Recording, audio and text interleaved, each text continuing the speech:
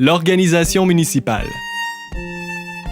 Après avoir été reconnue officiellement par les autorités religieuses comme paroisse catholique le 22 novembre 1878, Sainte-Eugène demande aux autorités civiles d'en faire autant et le 31 octobre 1879, l'incorporation de la nouvelle paroisse est officialisée.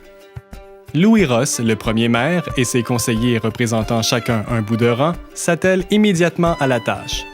Les réunions se tiennent dans les maisons privées et le propriétaire reçoit $1 par séance jusqu'en 1926, alors que l'ancienne sacristie est mise à la disposition du conseil.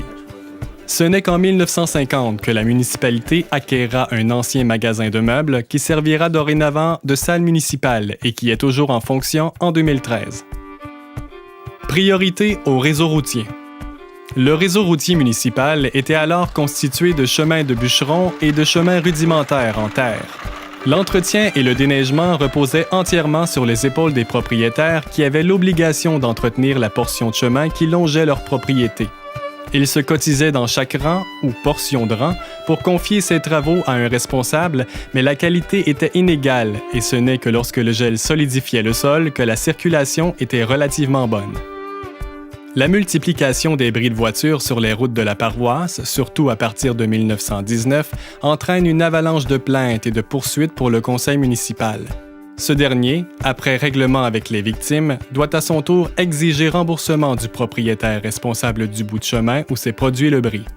Le conseil municipal s'applique à mettre de la pression sur les riverains avec ses inspecteurs de route pour l'amélioration de celle-ci. Le conseil municipal prendra en charge le déneigement en 1914 et la totalité de l'entretien à compter de 1922. Tel que rapporté par la fille de J. Ambroise Doff, le curé Morin, en poste de 1910 à 1923, n'était pas très chaud à l'idée d'améliorer les routes pour favoriser la circulation des automobiles. « Les chevaux ont peur des autos, on se fera tuer », disait-il. Ce n'est qu'en 1950 que le déneigement sera confié à des camionneurs, même si M. Ludger Bourret, un camionneur local, avait commencé à déneiger les routes gouvernementales en 1939. Depuis 1890, le train était le principal lien avec les autres agglomérations, tant pour les passagers que pour les marchandises. Comme les automobiles ont commencé à se multiplier au Québec dans les années 1920, le gouvernement décida de créer un lien routier entre Victoriaville et Saint-Hyacinthe, la route 239, qui sera complétée en 1929 et qui offrira en prime un circuit d'autobus interurbain.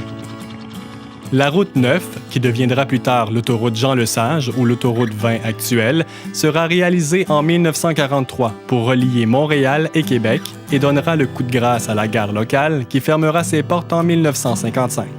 Ces nouvelles routes, entièrement entretenues par la province, aideront grandement les municipalités à se doter d'un réseau routier de meilleure qualité et facilitera le commerce régional. Le conseil municipal avait le mandat d'améliorer la situation économique et la vie sociale des citoyens. À ses débuts, la principale source de revenus pour la municipalité provenait de la taxation sur les propriétés en fonction de la valeur marchande établie par ses évaluateurs.